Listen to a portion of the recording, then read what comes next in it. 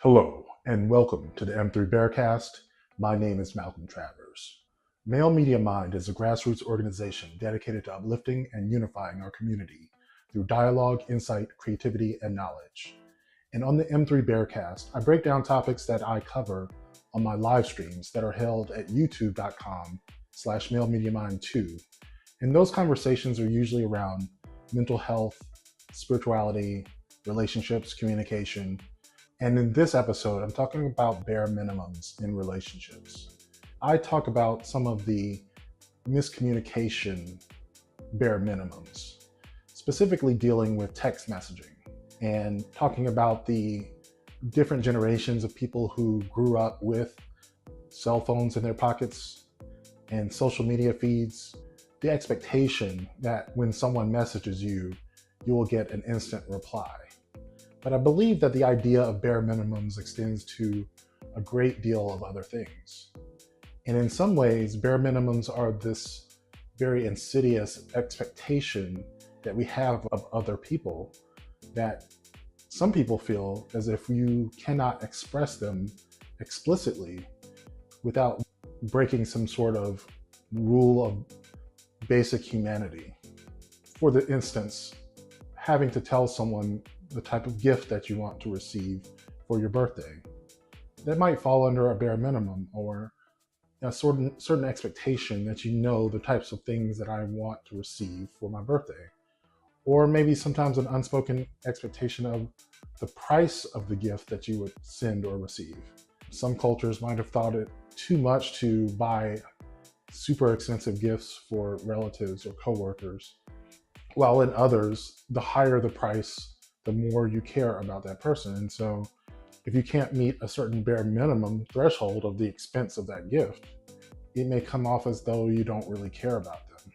But if you don't ever express the expectations that you have around certain things like the gifts you receive, how can you expect to receive the things that you want? And I get into this conversation with Greg, Devon, and Swag on our live stream. And I played a video from TikTok, a creator who makes a lot of content around philosophy, but also just around culture. And he speaks about an article that he read about this sort of unspoken expectation of how much someone should communicate with someone else. And in this specific example, he was citing someone who was in a long distance relationship. And they went dark for a few hours because they were at a party and they got wrapped up in the excitement of the party and didn't text their partner. And the partner felt left out because he had this expectation that he would be, cued in on all the important aspects of their life, even the ones where maybe communication would have been going out of their way. Another way you can think of expectations is just the care that's given, the unspoken rules that mean that you care about somebody. It can be difficult to actually say those things out loud because once you do, it's no longer unspoken. Unspoken rules sometimes grant a greater deal of cachet. The idea that I didn't even have to tell you, that you already knew. You know, obviously, once you tell them, it's no longer an unspoken expectation. And maybe there's something to be given up. You lose something by having to ask for what you want. But at the same time, you're also getting what you want. And just because it loses this mythical unspokenness doesn't mean that you aren't as satisfied. Or maybe you are a little less satisfied, but at least you're guaranteeing that you're getting the thing that you want. And I think there's also this other idea that has been creeping in the back of my mind, especially when it comes to some of the content creators that I follow on social media who happen to be neurodivergent, and they do not necessarily have the same thought processes, and they have a much more difficult time reading the minds of other people simply because their minds are just not wired the same way. Obviously, there's a huge spectrum of different types of neurodivergence, but I highly sympathize with these people because sometimes I feel like maybe I might be neurodivergent, but I don't ever think I would test myself. I don't think that I am. Feel sometimes alienated from the thought processes of other people. And so I highly sympathize with the idea that for those of us like me who are neurotypical, but just maybe a little bit aloof, feel left out of these unspoken expectations about the ways that other people should be treated. It behooves me to actually go and ask people what it is you want, how it is you want to be treated, how often do you expect to be contacted, how much is too much, how little is too little. It may seem goofy at the time. It really does feel goofy a lot of times. But at the end of the day, I think it helps people feel loved and heard and seen. And so it's worth the awkwardness. So I hope you enjoyed this conversation I had with Swag, Greg, and Devon. I believe John joins in towards the end of the conversation.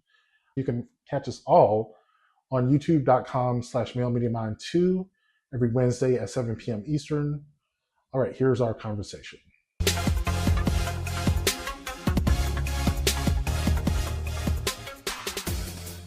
This one is a conversation about bare minimums in relationships. And they're talking specifically about texting and communication. I am so guilty of this one, and I have some questions that I'm going to pose to you. Why? What's that? But you have a reason why. I do. But at the end of the day, other people are not really interested in your reasons why.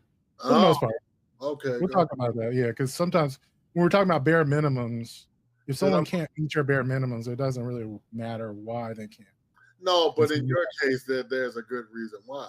So there is. I'm just saying. But if someone needs a certain amount of attention or reciprocation to feel wanted and cared about, understanding doesn't change the fact that they feel unloved. You might need that motherfucker. Go ahead. I know, that's what I'm saying. So here we go. I'm reminded of an essay I came across called The Epidemic of Constant Communication. The gist is this girl is at a party and she's having a good time, and so eventually she goes home and she calls her long-distance boyfriend and tells her how much she missed him, and he suggests that she did not in fact miss him because she did not text him once the whole evening. And she responds that, well, she was carried away by the conversation. She was meeting new people, she was having a great time, she completely forgot that she had a phone. But still, in his mind, he felt as though she could have at least texted him once. He viewed her silence as neglect, and she could not see the relationship between the two. This could be one of those stories where we take sides. We could say that the boyfriend is being too needy or he's being too clingy, or we could say that she is being unappreciative of this man. If you truly care for someone, you would think of them over the course of a couple of hours to send them a simple text. So we could take sides, or we could not, because this to me is not really a story of blame. It's a story of bare minimums. The bare minimum is the least amount of love, care, and attention that you need to function, but it's also the most important. So it's the least, but it's also the most important in many ways. And I was struck by the way this was framed in the essay. He saw the silence as neglect. She could not see the connection between the two. This is a difference in bare minimums. I think one of the reasons bare minimums are so complicated is because they seem so basic. It's easy for us to think that everybody shares the same bare minimum. A good morning text, or a good night text, or making dinner every so often. Some of these things fall into the bare minimum category. These things exist in that weird, awkward realm where it feels as though you don't need to communicate them with your partner because everyone should know that these are just bare minimum things. But yet, as the internet has shown us as a generation on this app, the bare minimum is not universal at all and definitely needs to be communicated. This is an important question that we should probably start asking more bluntly when we meet people that we want to build something with. What is your bare minimum? And this is an important question and an important consideration in friendships as well, especially when it comes to the ever more controversial concept of texting. I want to tread very lightly here because that is true. Friendships, most relationships really are contractual in a way. There are things that are expected from your friends. There are things that might be a bit too much to ask of your friends. It is important to keep in mind the almost legalistic boundaries that exist in any relationship. Because if it feels exhausting to respond to your friends, if it feels as though whenever a friend texts you, you take it as them encroaching on your privacy, or you take it as them crossing a boundary, or you take it as them feeling as though they are entitled to your time, that feels wrong somehow. It is a friendship after all. As much as protecting one's boundaries is important, the question must be asked, what is the role of sacrifice in this framework? What is the role of sacrifice in friendships? What is the role of sacrifice in a world where we use a lot of language that is legalistic?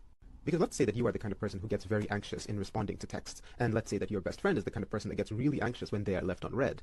What happens in this situation? Somebody has to sacrifice something in order to reduce the amount of anxiety that exists between the two of you. In a better world, if you both understood your boundaries, if you both understood your bare minimums, you'd be able to sacrifice more thoughtfully. So maybe person 1 in that scenario responds a bit faster every now and then, and person 2 doesn't text as often as they might like to, knowing that it causes person 1 anxieties.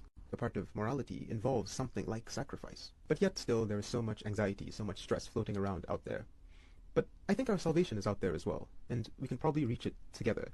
It truly is ironic and very much a tragedy that the thing that just might save us, which is communication, is the thing that creates so much of the stress and anxiety within us. Boy, So- that is an Alanis Morissette song waiting to be written. Isn't it ironic? You think? So I got some questions that I posed from here.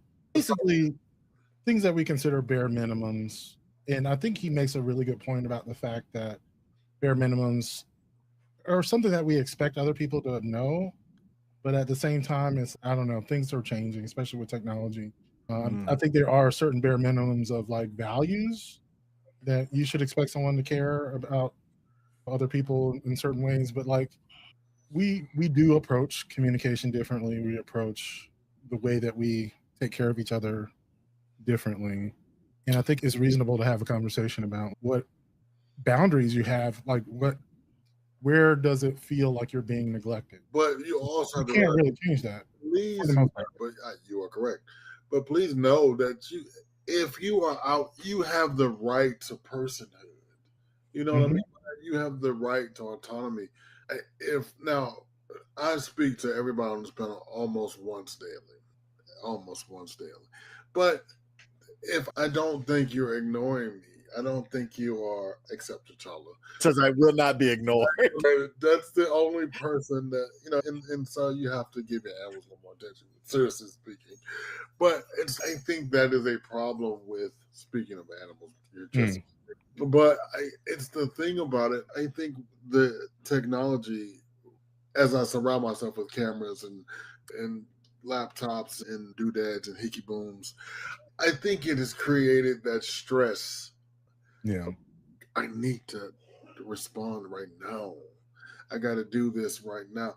And I think that why so many people suffer from anxiety and they suffer from, because they got to do it right now. Oh Yeah. God. No. Yeah, and I set the expectation with my employees. Listen, if you text me, I promise you, my automatic text goes out. I will get back to you within an hour. If it's an emergency, please call. Yeah. Because the whole thing is this. And so we were talking about before we went to the video about your situation. Get that you're legally blind, and I will text you a book. I do, because that's not how I think of my friend of 20 years. And you think that would be the first thing in my mind. No, he's probably one of the most brilliant people I've ever met.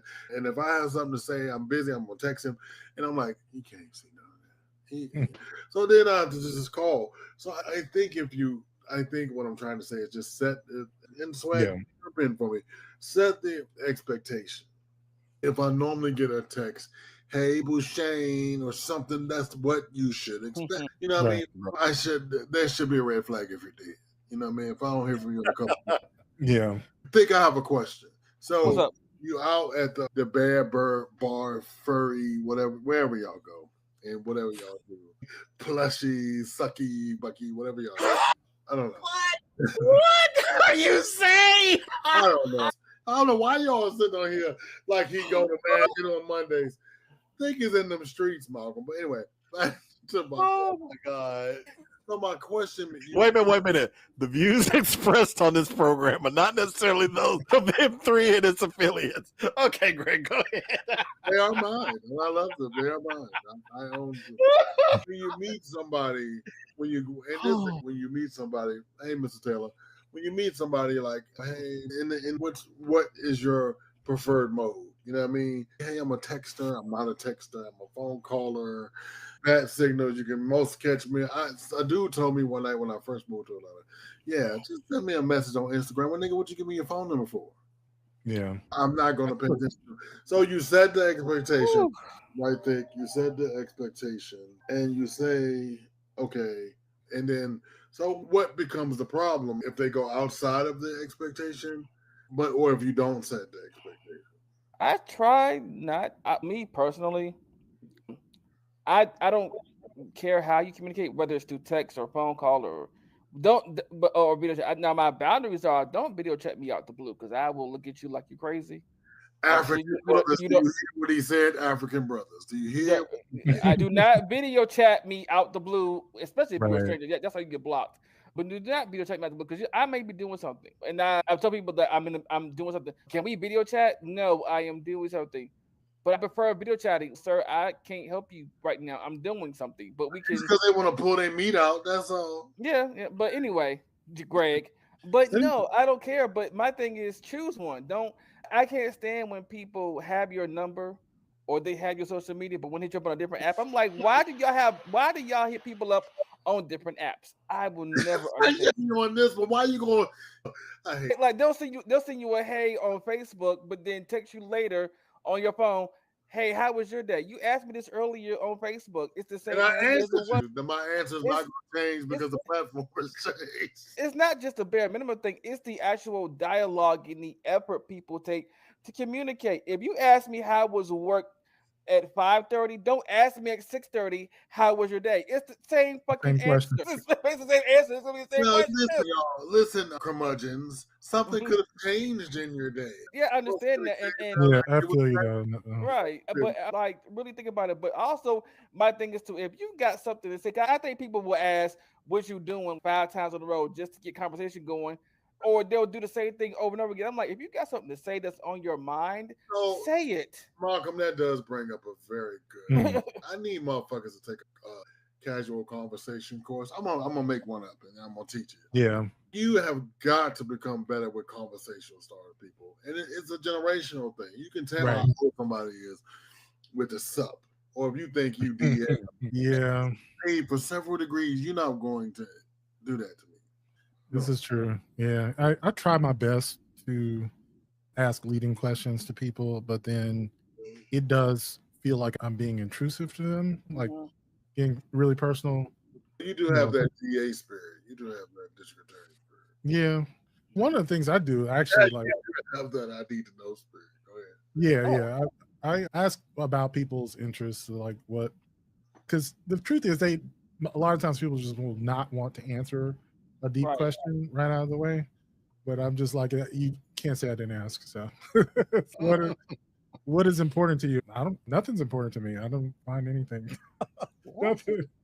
And that right there is a red flag in itself. Nothing in the whole wide world, homie. Nothing. Just out here gang banging and popping it. You just doing. Yeah.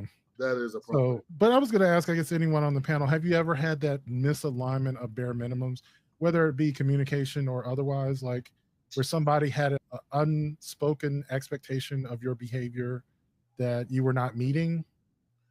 Oh, yeah. And most of the time it was me. They was like, where you had the expectation? No, they had it of me. And okay. Okay. But I called you yesterday. We just met. And I called you yesterday. Right. Yeah. And it's the same thing. I text you yesterday. We just talked yesterday.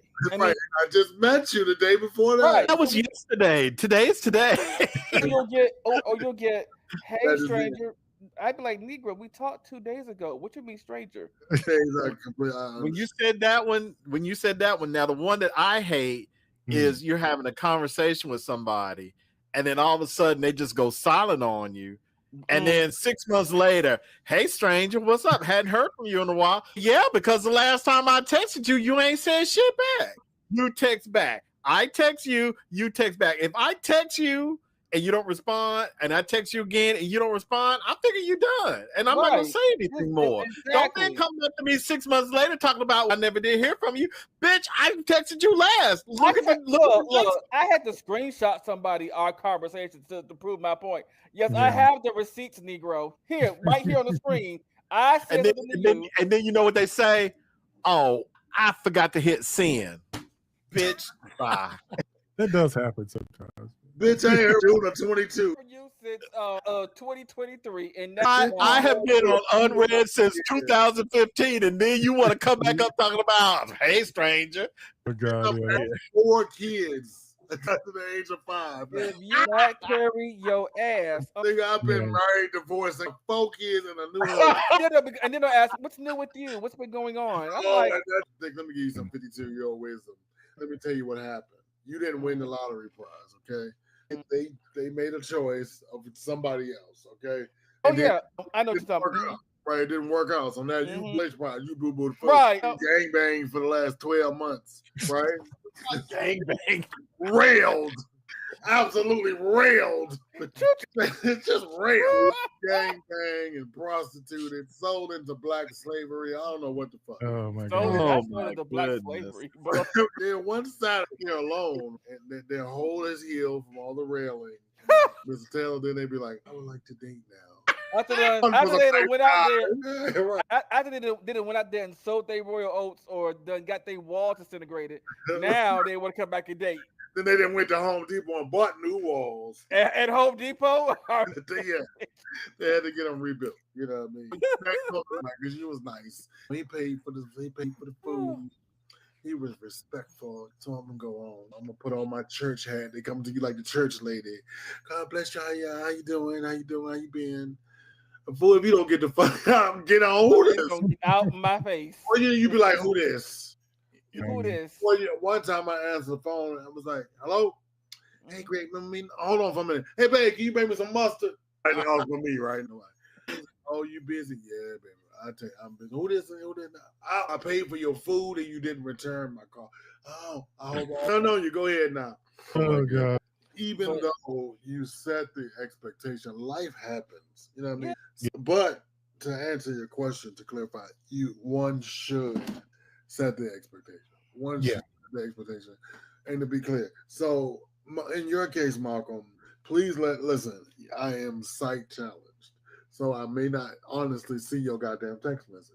Yeah, because I forget, bitch. I'll be like typing a book, be like, "Hey, we need to do this." You be like, something else that comes up now. I'd listen to a lot of audio content. Okay, and I don't like to get messages while I'm listening, so I put. But you do have do not disturb on because I put on do not disturb, and then How about that? I get that do not disturb, bitch. Just understand that people have things that they are doing. Like you can't always just stop everything you're doing to respond to a text. So I will respond. It won't be 5 weeks from now, but I will respond when I get a chance, and just be patient. I think that's fair. Exactly. It's just to me, that's the bare minimum. That's the bare minimum. It's like I will respond, but don't expect a response like within 5 seconds. I think a lot of people make a lot of assumptions based on very little information. They do. Like when they're not busy, you're not busy. No, bitch. And then, so what if I'm not busy? Like maybe I don't want to talk to you right now. Doesn't mean that I don't like you. Or you are when you're dealing with you read the book. But I don't take it seriously because goddamn human. I don't know what you do.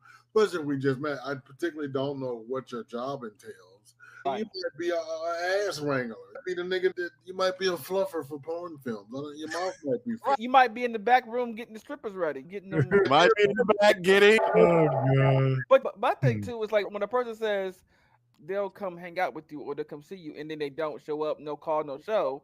This is like a job, no call, no show. You know, I may give you an olive branch and be like, okay, I understand life happens, but you need to communicate.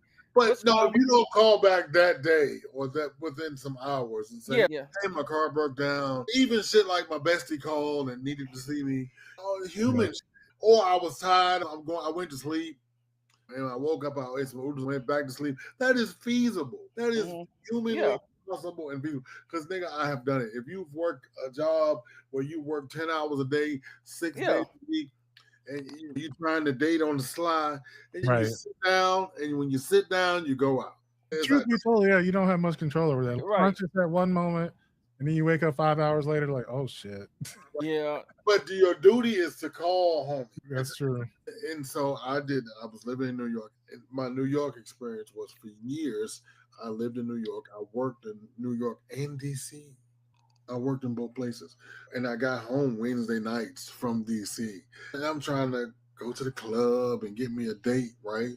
One Wednesday, so I said, we'll have dinner. My little Jewish friend, we'll have dinner after I get off the train. But it's better if you just go ahead and meet me in Times Square while I'm down there. Oh no, go home, kick your shoes off. Now this is gonna be a problem. Motherfucking shoes off my motherfucking feet. It's over. I'm in the house. Yeah. So I woke up the next morning, I don't know, 4 or 5. And I texted him like at 7. I was like, yo, I'm so sorry. I fell asleep. All men are this thing. Oh my God. Men are just, you guys are awful. I'm sorry? Just awful. You're just lying like my father said, you need to see a therapist. You got it. Red flags, I'm telling you. I was about to say, look, we need a sound for red flags or something. Buzzer works for now, but we need a. Where's that buzzer? That is definitely it. So pull the list back up. Let's pull some other things up. Yeah, there were questions that because I've seen a couple. Number 7 is troubling. Number 7. Have you ever felt guilty for needing more communication than someone else wanted to give? How did you navigate that feeling? Never. You never felt guilty. You know what I mean? I've learned. Well, I won't say it's necessarily on them, but it's just your communication styles are just incompatible. Correct. It's not their fault and it's not your fault. It's like some people do need that constant stroking of the ego and the constant like replying every 5 seconds. And some people like, if I run 5 hours, they'll be all right. Yeah, I feel you on that though. You're right that you shouldn't have to feel guilty about that. What is this? John, come on up here. Let me spank your hand. Oh my God. I'm sorry. I was a no call, no show. I fell asleep after work. So I love you, man. Mr. Taylor, I think you should let your partner know what your bare minimums are without demanding it from them. Personally, I don't require people to text me back right away. People do have lives and they do take nerve. I get it. A friend of mine got angry and I picked up the phone. He left me a nasty message, and I called him and told him we ain't fucking. What the fuck? Oh, the hand that feeds me is the hand that rocks the cradle. Just kidding. Thank you, Mr. We're not in a relationship. What is your problem? Right. What is your problem? Yeah, dude. Like, and even if we were, what is the problem? If they not providing one of the 3 F's, they get bare minimal attention. And we do know what the 3 F's are, right? Feeding, fucking, and financing. Correct. Like if you're not feeding me, fucking me, or financing me, why are you so worried? Why you all about my business? All right, and that'll do it for this episode of the M3 Bearcast. I hope you enjoyed it. And if you would like to become a financial supporter of Male Media Mind, go to patreon.com/malemediamind. As a patron, you'll get access to our after shows.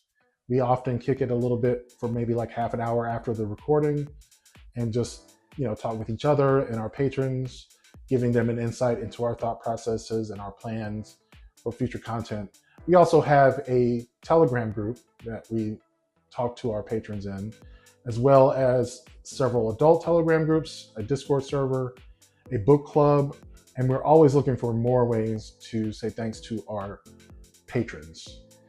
If you're looking for a non-financial way to support Male Media Mind, simply rate us on your podcatcher. You can also post this episode on social media and share our podcast with a friend. Again, thank you for listening, and I'll catch